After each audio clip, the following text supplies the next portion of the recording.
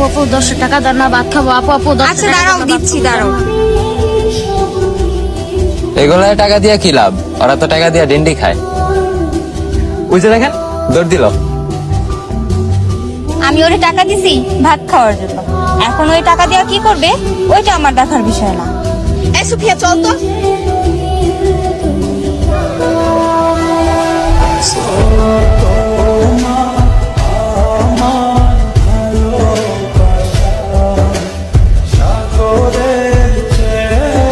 কি কিছু বলবেন?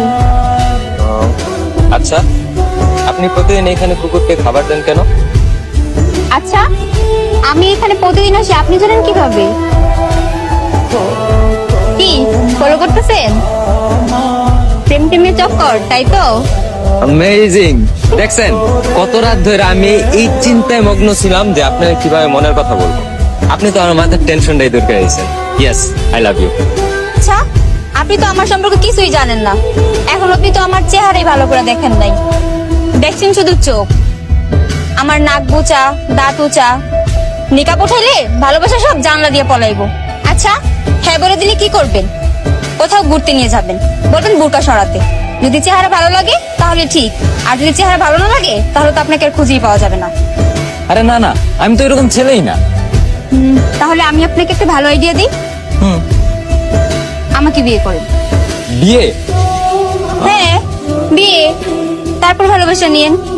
আর বিয়ের পর তো ভালোবাসার সময়ের অভাব থাকবে না।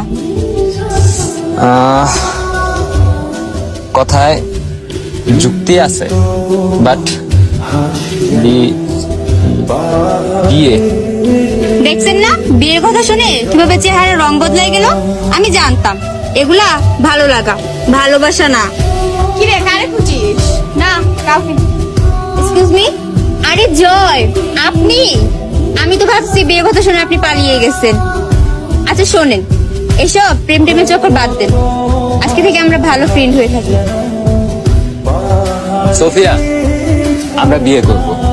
আর এই দেখো, তোমার জন্য শাড়িও আনছি। আর এমনিতে বিয়ের কেনাকাটা আর অ্যারেঞ্জ করতে 2 দিন সময় তো লাগে। এখন শাড়ি তুমি বোরকার ওপরে পরো বা বোরকার নিচে পরো, এটা তোমার ইচ্ছে।